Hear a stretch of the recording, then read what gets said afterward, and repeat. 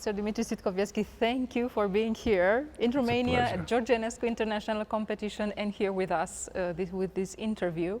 I've started, as I said before, this series of interviews with Juilliard Enescu Festival as a partner. And my main purpose is to emphasize the bad moments in a musician life, because for the younger generation it's important to find out that are many struggles behind every famous musicians. Of course. And how to deal with all these bad moments. This is the most important thing to talk about. Yes, I mean, there's many stories that I could give you, but we don't have the time for all of them. But I mean, you have to be ready, especially as a young violinist who's trying to make a name. You have to be ready to jump in, for instance. You know, I once was called to jump in for Yehudi Menuhin. And I was in Indiana, not in Indianapolis, but in Indiana, sort of, I had to make by car, 4 hours to Chicago, and then fly from Chicago to Winnipeg, to Canada. But it was middle of winter. I rented a good car, and in the middle, at about 11 at night, the car just died, stopped. It was very cold.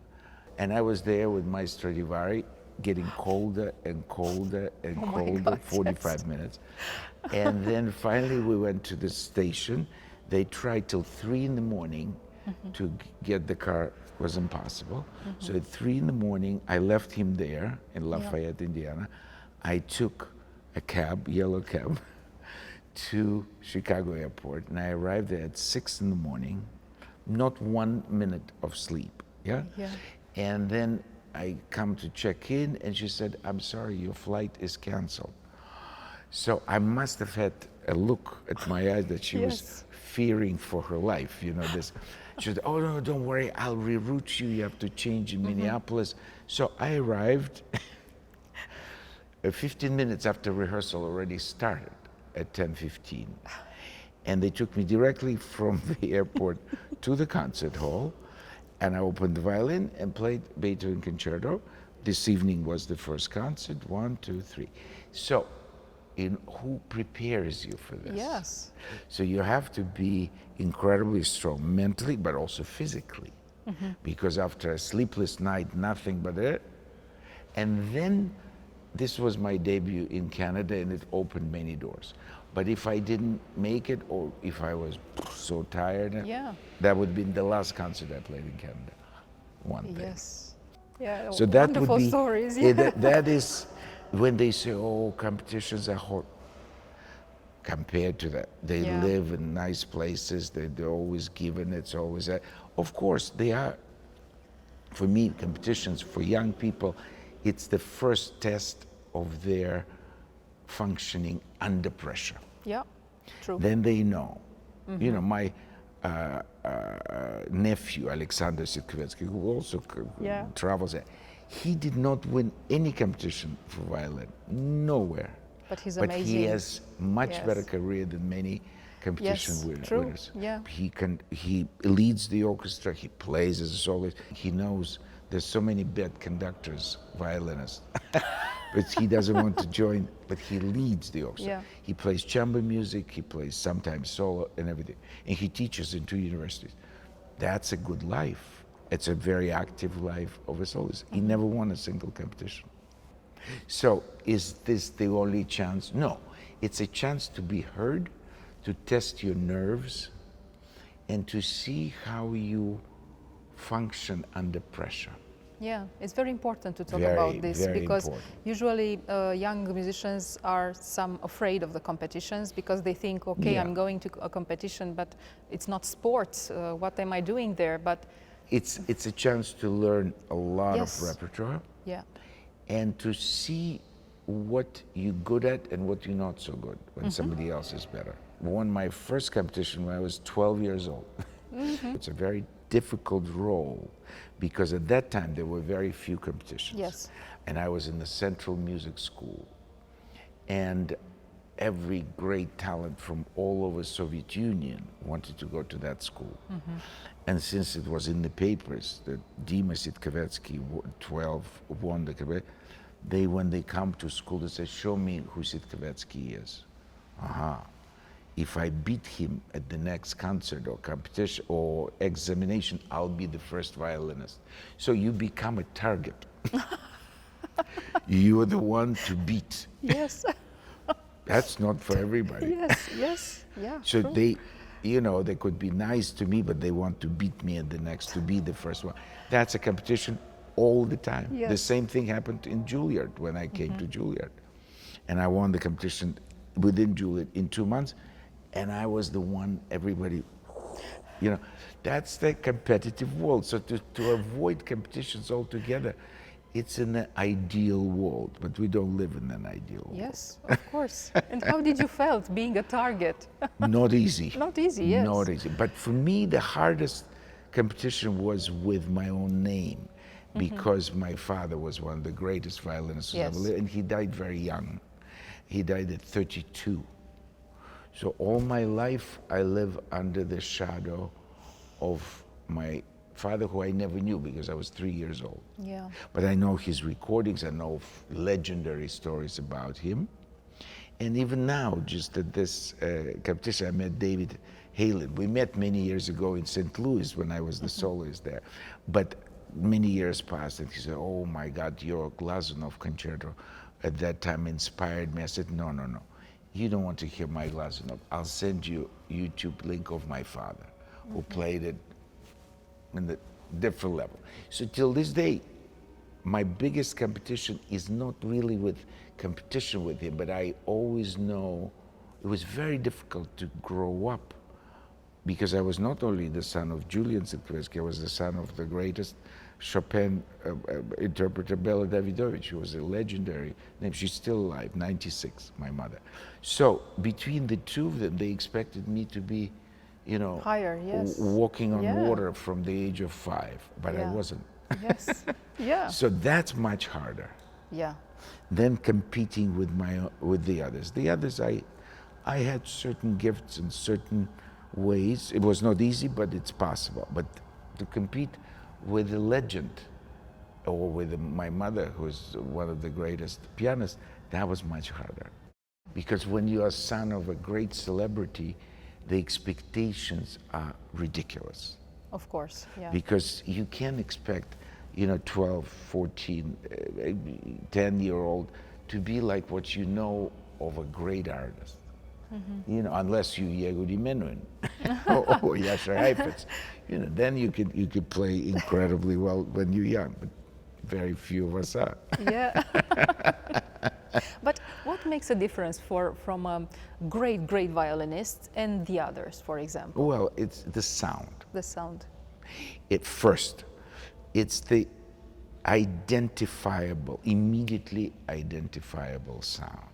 You hear Heifetz 3-5 seconds, you know it's Yasser Heifetz. Chrysler the same, Menuhin the same, Isaac Stern the same, David Oistrom. Immediately you recognize the voice. That's very important. Yeah. Very few today, very famous violinists, if I put you 15, 20 famous names, maybe you'll recognize one or two, maybe. The individuality is being lost because there's so many recordings. Young generation always listen to these things, to YouTube, which is not really anything to do with what we do. It's information. It's a fun thing. I never really listen to any. They send me to no. I prefer to hear. To hear, yes. Because it's not just what you hear. It's also in the whole. You have a completely different impression of the size of the sound, of the range of the sound, of the colors, you cannot hear. This is information. Yes. About the performance. Exactly. That's important, but it's only information. But young people, that's all they do. They do TikTok and YouTube. Yes. And they don't know some of the greatest musicians who's ever lived because they're not on either TikTok or YouTube. Yeah. Curiosity is very, very important for young people. They have to be curious about everything, not just about violin, but about music, arts, life. They have to read. The more impressions they have from life, and not necessarily positive, negative, because it makes, what doesn't kill you makes you stronger. That is a great responsibility also of the jury when we have a fantastic 13-year-old girl, but who knows what will happen to her later, but you have to recognize that talent. Because it is and validate it, yes. Oh, absolutely. Yeah. And give her good guidance, hopefully. So, it's a complex thing because people get physically, they grow up, they change, their arms get longer or they grow, and everything changes, their voice changes, like, the same thing here. Yeah. So it's a very interesting process, but also a very dangerous road. And, at the time when I was studying in Soviet Union, they had a great school. It was not just one good teacher, there were many great teachers. Now there is no place in the world, including Russia, where there's a number of great teachers. They're all in different places. Yeah. So you have to go and get as much good influences, get as much somebody else's experience, at least to hear about. Yesterday the girl, I forgot to tell her that story, but because I was talking about other things with her, also giving her, she played Rachmaninoff vocalise. I know a story involving Rachmaninoff coming up to Galamin's apartment because he heard the student playing the violin, and how he thought they played 11 times together. And when he left, he came in the coat, and he came directly to the piano and said, "You played wrong." And so 11 times they played. By that time, the violinist realized it must have been the composer. And so when he was leaving, and then he said, "Oh, thank you so much, maestro. I had no idea that it's so generous." He looked at him and said, "That's my favorite piece." Yes. That's a great story. Yes. These things you need to pass on. Because I heard it from the violinist who was there. And I stay very often at my friend's house from where he went to the other floor. It was Kiriana Zilotti, it was his niece's house. That's why when he came to the lift, he heard from upstairs, and he went up. So, it becomes not just names, they become real people. Yeah. And I knew many of those. And Shostakovich and, Oistrakh and Richter and Gillis and all that. I would like, before my time is up in this world, to be able to share this, because I've played thousands of concerts in my life. I conducted, I now do so many transcriptions. I don't need to prove anything in that department. I still like to do it, but I like to share what I know. And I share it with my colleagues. Many of them don't know.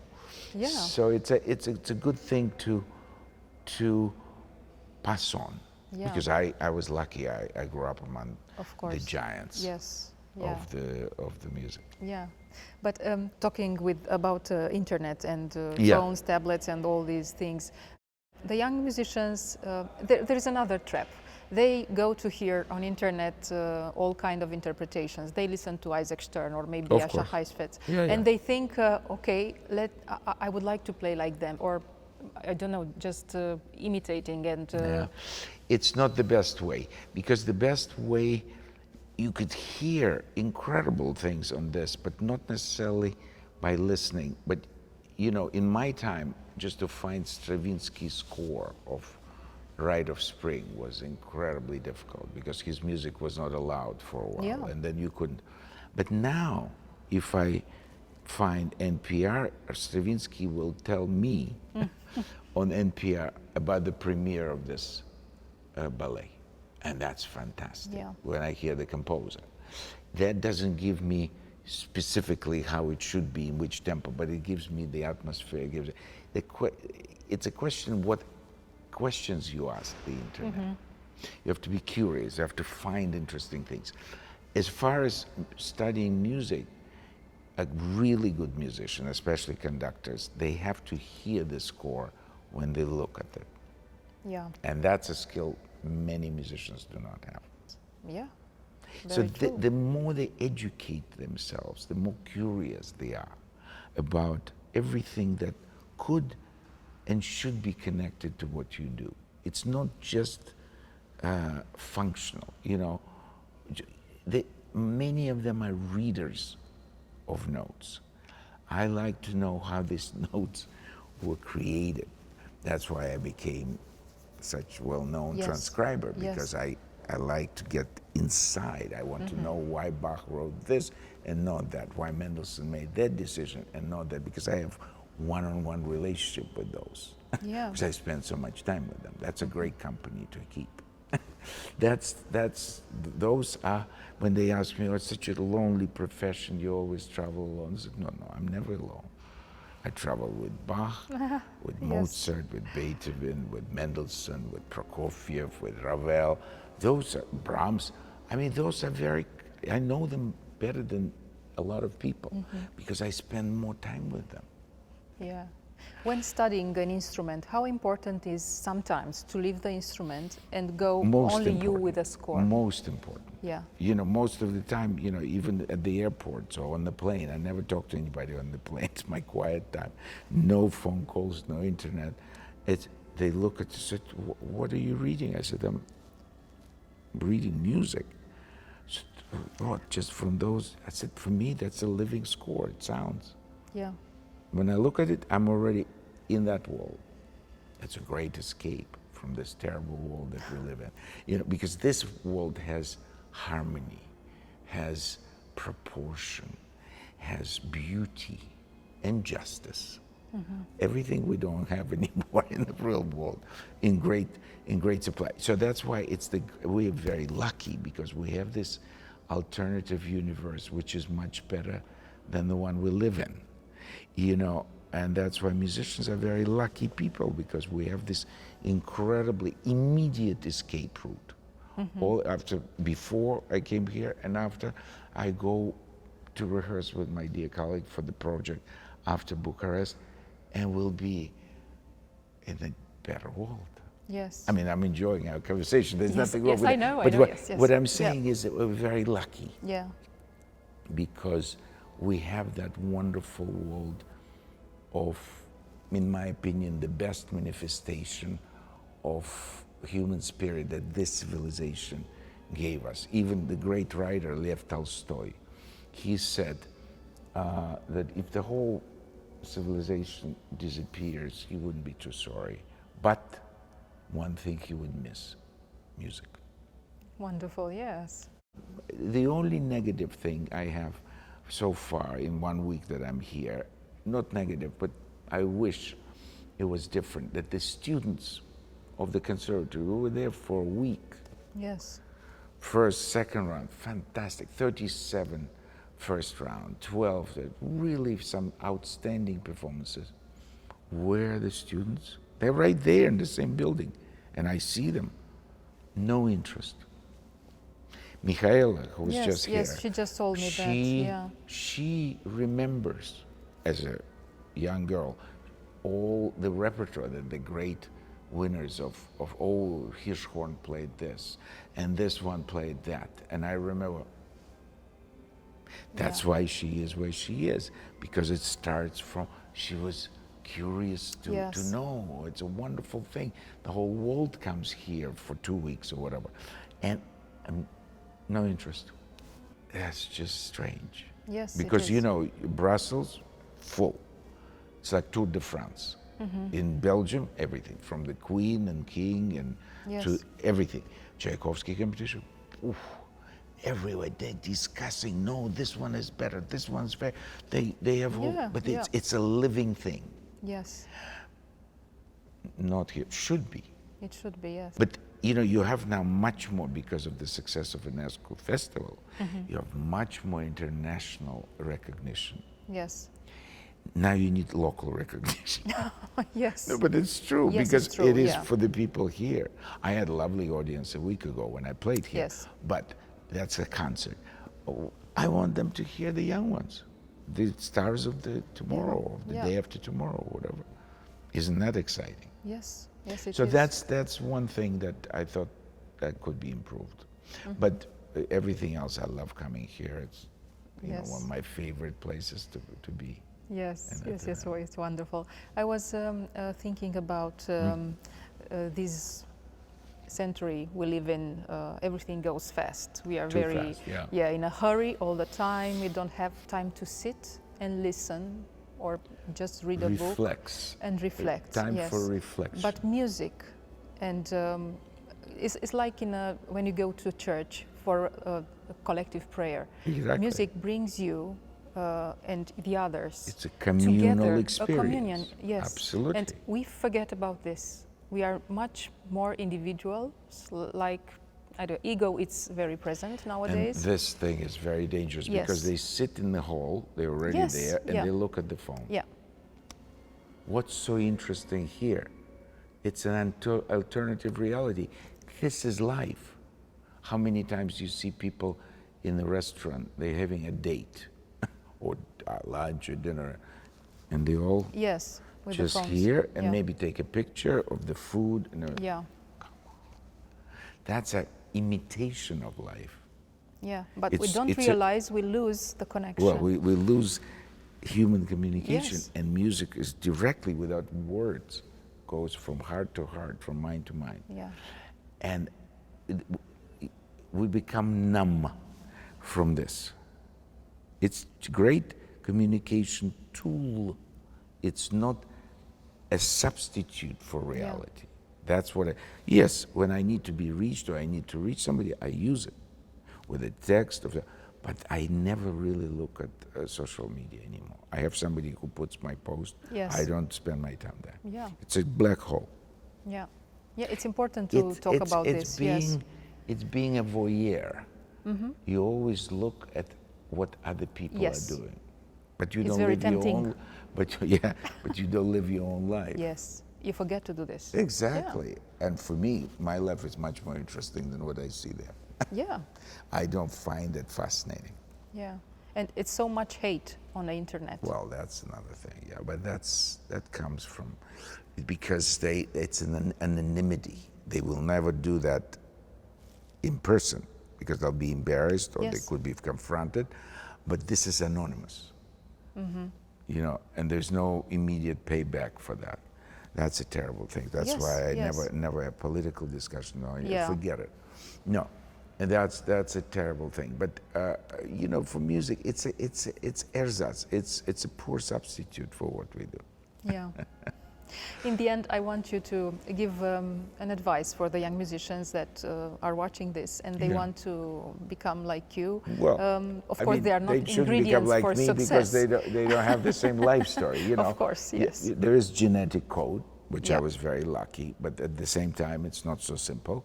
But they have fantastic qualities that we did not have my generation. For instance, this very complex piece, the modern piece, they learn I wouldn't have learned it like this. Honest to goodness. We all say that we wouldn't be able to do it when we were their age, or even now. They have different set of brains. They play contemporary music a lot better than we did. It's a fact. Mm-hmm. They figured it out. So that's already. Then they need to find their voice, because the reason it is a great masterwork, because everyone has a chance to enlighten something new. Just like a play of Shakespeare. How many times we've seen Hamlet or King Lear? I mean, we know the words, we know the plot, and then a great director and a great actor. Wow, it seems like we've never known that. So that's the thing. You have to find your voice, whether it would be unusual repertoire, even better, because you won't be judged by the hundreds of years of tradition and the giants who played it. Do something that nobody's done before. Yeah. But every important talent has a possibility to say something new. That's why I come to competitions, because practically every time I discover another talent. I talked to two who didn't get any prize, because for me they were the most talented. Mm-hmm. And I explained to them why they didn't succeed, but they're the ones I would be more more interested to follow. And I talk to them, and they talk to me, and I keep in touch with them, because those are, for me, extraordinary talents. It's not the first prize or second. For me, that means nothing. Thank you so much. A pleasure. A pleasure.